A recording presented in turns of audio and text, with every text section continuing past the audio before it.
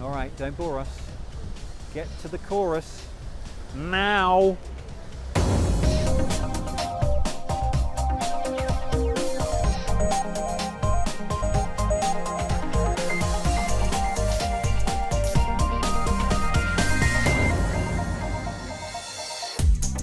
This week on Click, we're using data from the dance floor to build the ultimate dance anthem live, which should be right up my street.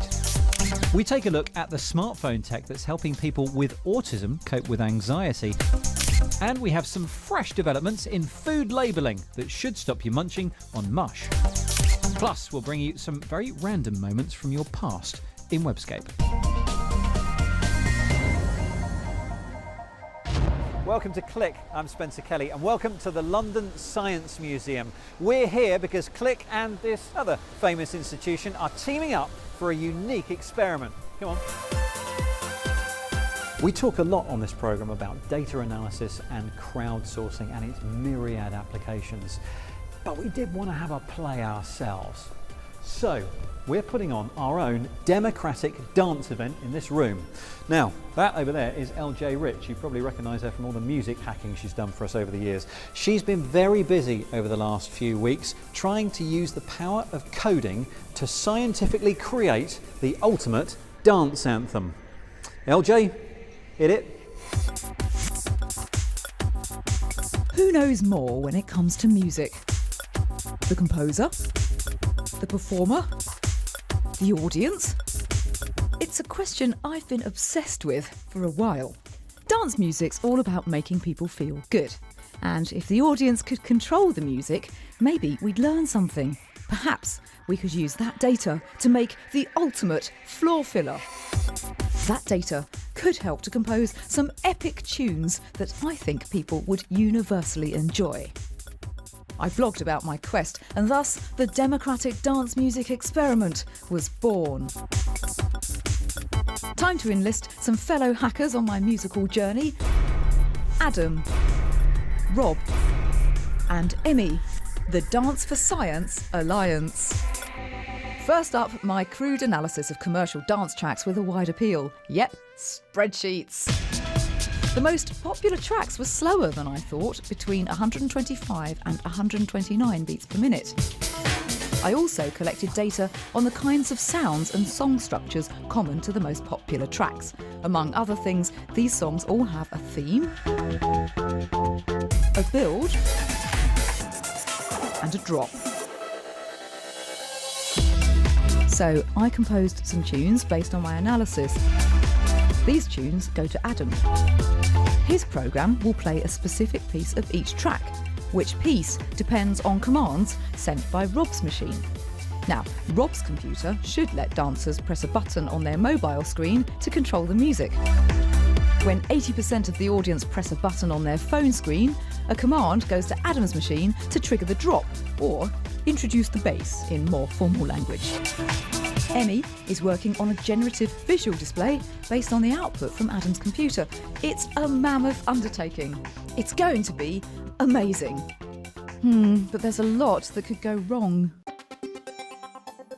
A few weeks in, and we're checking out the space. Turns out the Science Museum has a rather spiffing sound system. Techies David and John hook us up whilst we each work on our respective areas. And before we know it, the event is upon us. Word has got out about our little experiment, and attendance is nearly a third higher than usual. There's clearly something about my idea that strikes a chord. You have a sort of narrow band within which you want to keep your listeners. When people know that the drop is going to happen, that would be more pleasurable than when they don't know. Raising their level of arousal and then subsequently bringing them back down to a kind of homely, warm, homely feeling where they feel that their expectations have been confirmed. And expectations are high. A month's solid work, and we still haven't had a chance to fully test our 6-computered, 8-handed hack. It's 40 minutes to go. We are trying to finish all of the coding, all of the cutting up of the pieces and everything before the public come in and start experimenting with us. I'm actually terrified, and I'm also really super excited at the same time. Just have to hope everything's working. Time to load our audience. We're asking them to connect to our network and keep a finger pressed on their smartphone screen. We'll track the motion sensor on their phone and from that derive the wiggle index. People will be able to control the music when the drop button becomes available. But, oh no. I think we've actually got more than 8 people participating. I sense a tiny problem with our system. The Wi-Fi is being broadcast from the laptop, and when people are trying to join, it's sort of everyone's kicking each other off, and it seems to be capping out at about 8. It even kicked off our laptop here that's running on the screens. If you can't get online, don't worry, we're sorting it out. Okay, we've done our first session. Our Wi-Fi fell over, predictably enough. I mean, when you're working with so many different things and there's not enough time to get those redundancies checked out, things are bound to go wrong. But the show must go on. It's not my first time on one of these stages, and we're actually 80% working. I have a contingency plan, manual measurement.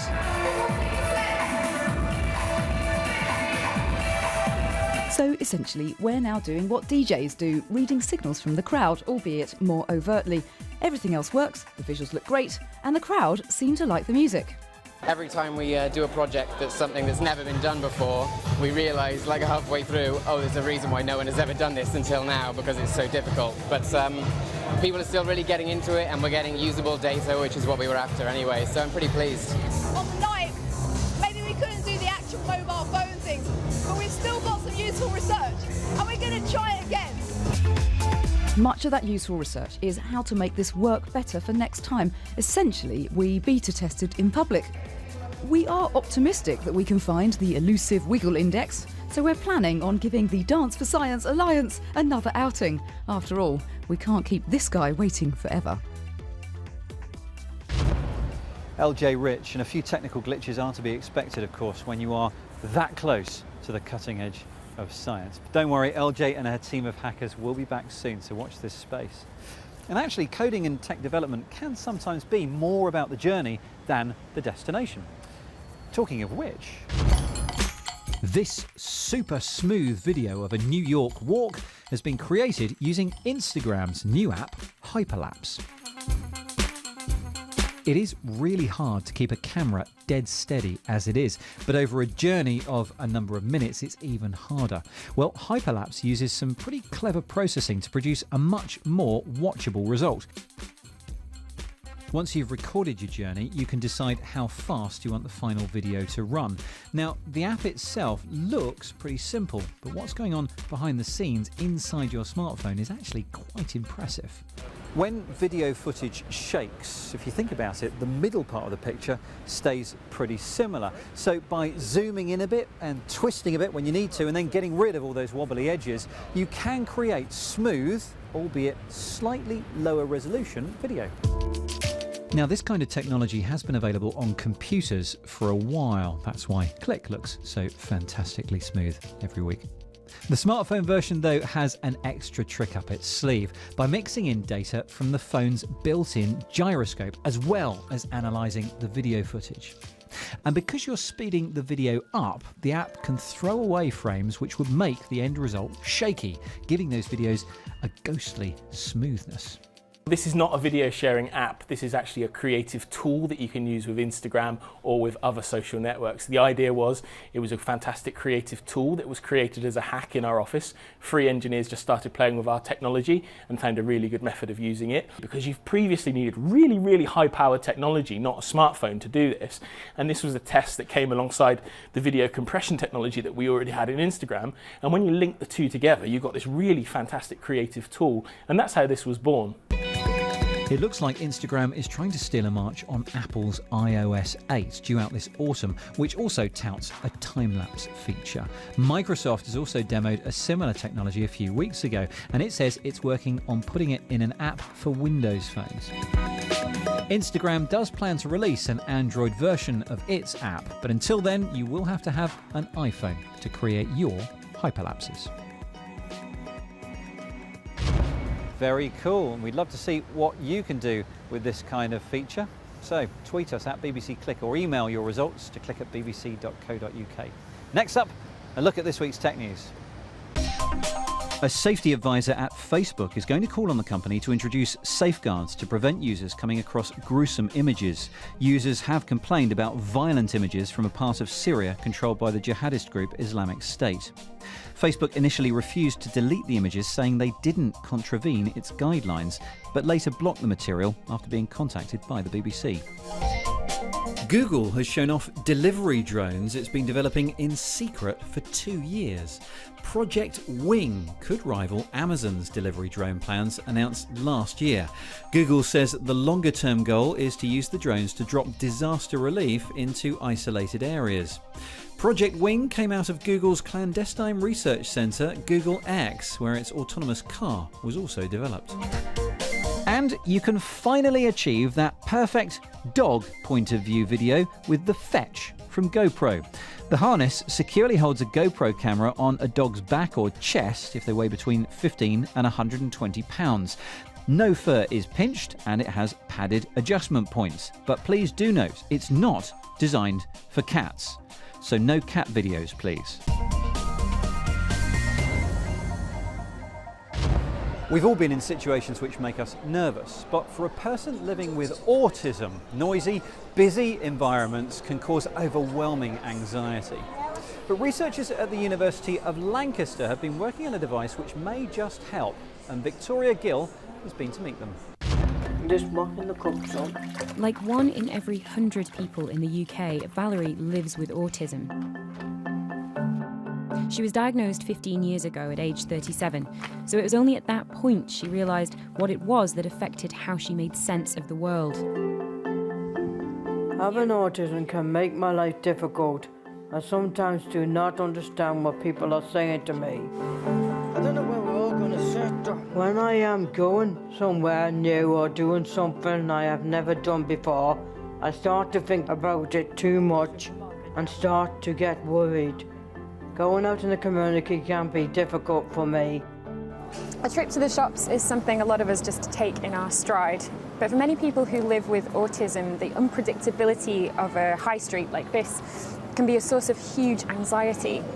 So what if there was something that many of us keep with us all the time that could alleviate this social stress?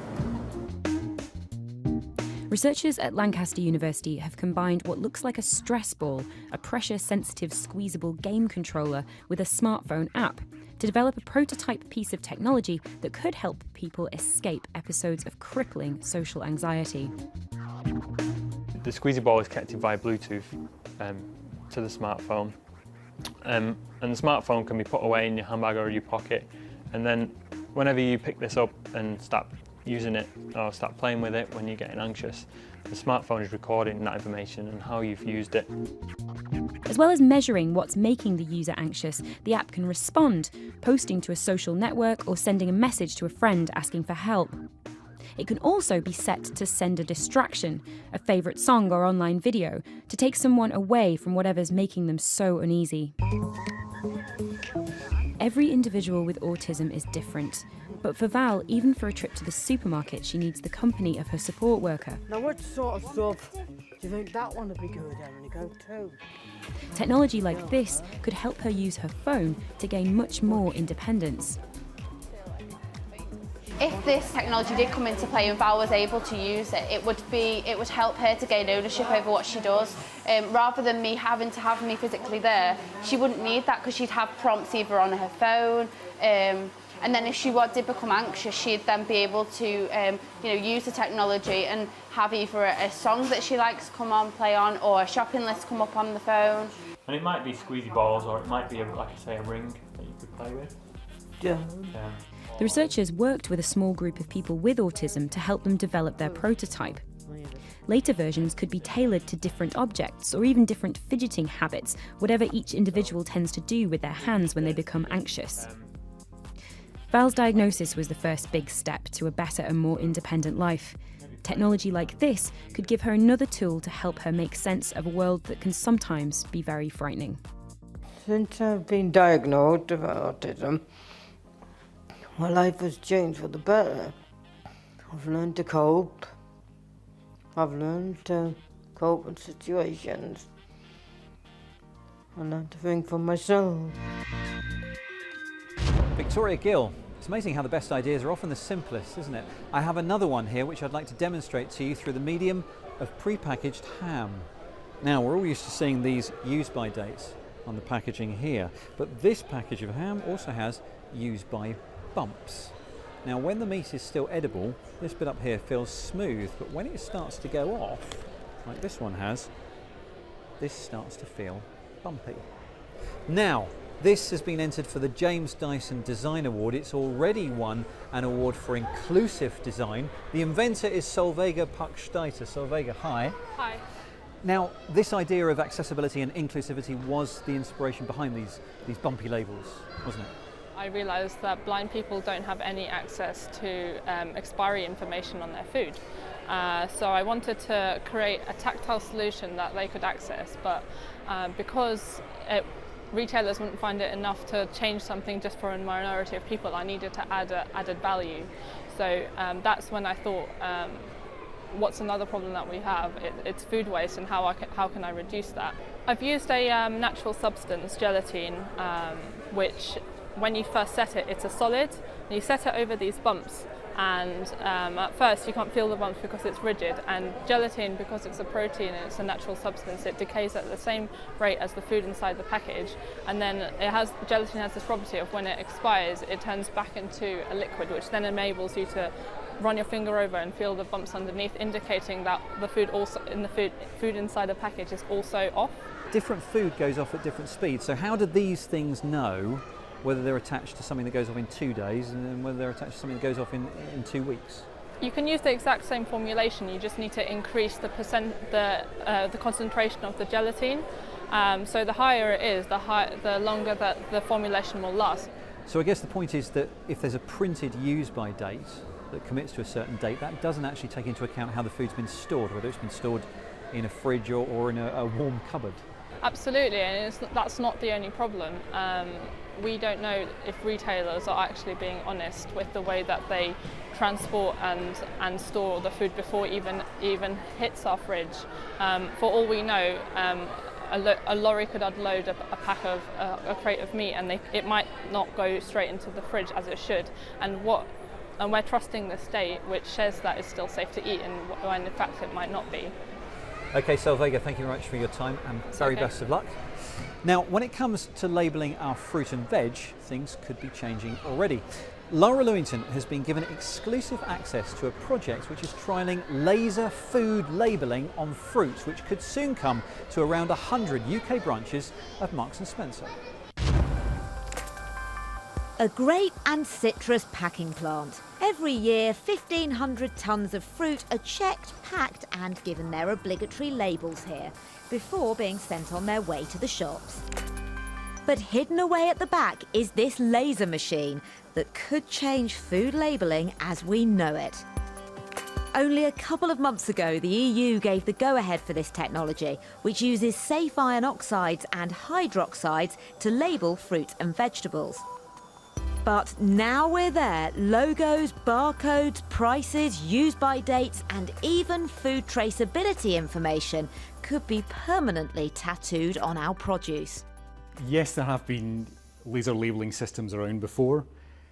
What the difference between those systems and this system is that this system doesn't damage the fruit in any way whatsoever. What it does is remove a tiny amount of pigment from the fruit surface. So it doesn't compromise the surface of the fruit or the interior in any way at all, or speed up the aging process.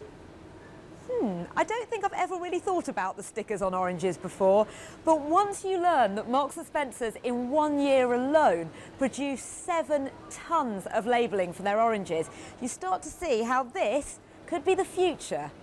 There's a lot of environmental benefits to this because currently paper labels have to be applied to loose products for identification. Those labels have to be produced in factories and then shipped around the UK and around the world to our growers to be able to apply to the products. With this technology, it's sent by modem to a machine. So there's no stock of labels, the designs can be changed really easily.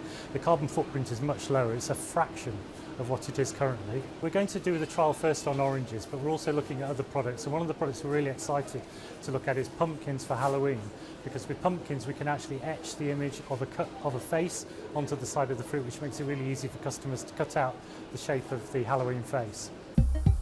So there are options aplenty, but what will the public make of it? I think it's better like this. It's clean, it's not going to fall off like a stick of wood. Well, I don't mind that because that can't come off, so I actually don't mind that at all. Personally, I think that's a lot clearer. I think that's an improvement. If it was a fruit that you were actually biting into, if you saw that, would you have reservations about that? Well, I wouldn't, but I mean, there's possibly people who would have. No, I wouldn't like that on an apple. And why is that, even if you knew it was safe? I think it's just because it's an apple, I don't know. No, I think I would eat it with an apple. Yeah, I would, yeah. So you might have 2 packets of apples in your house? With reactions looking encouraging, this could be a realistic taste of the future, even if not everyone wants it on their apples. Lara Lewington, lasering fruit.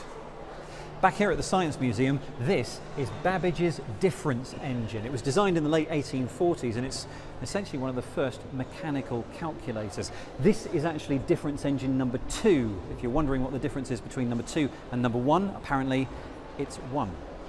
Now, I might be getting a little overexcited about this, but I'm not alone in that. There's a fair amount of geek blood flowing through Kate Russell's veins too, and she is up next in Webscape. There's a place and time in the back of my mind. Some dates you always remember, like birthdays and hopefully your anniversary, but that doesn't make the other 364 days of the year any less special. TimeHop is a fun free app for iOS and Android that reminds you of random things you were doing each day in the past by showing you something you posted on your social media accounts on that day. The amount of noise the world makes on social media has grown to such an extent it almost defies comprehension. Collectively on the web, we create as much information in 2 days now as was made from the dawn of civilization up to 2003. So, this glance into the past could prove a valuable link to those long-forgotten memories. You can connect your account with several social channels like Facebook, Instagram and Foursquare, and then get ready for a daily dose of nostalgia.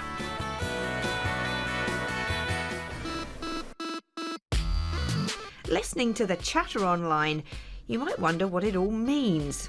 Test your tech jargon know-how with this quick quiz and let us know how you stack up.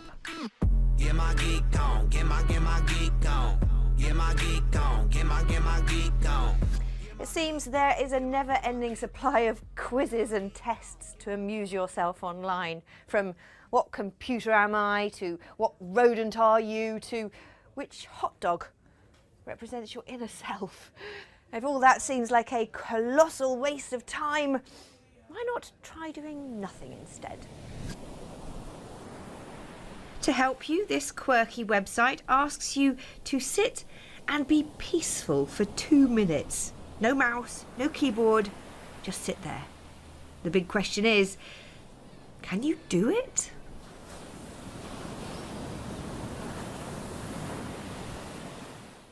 $1:58, $1:59, 2 minutes. Did I miss anything? Anyway, that's it from Click at the London Science Museum. Hope you enjoyed the programme. And if you'd like to get in touch about anything you've seen, please feel free to email us. We are click@bbc.co.uk. And for more from us throughout the week, you know where we live, on Twitter at BBC Click and on the web bbc.co.uk/click. Thank you very much for watching, and we will see you next time.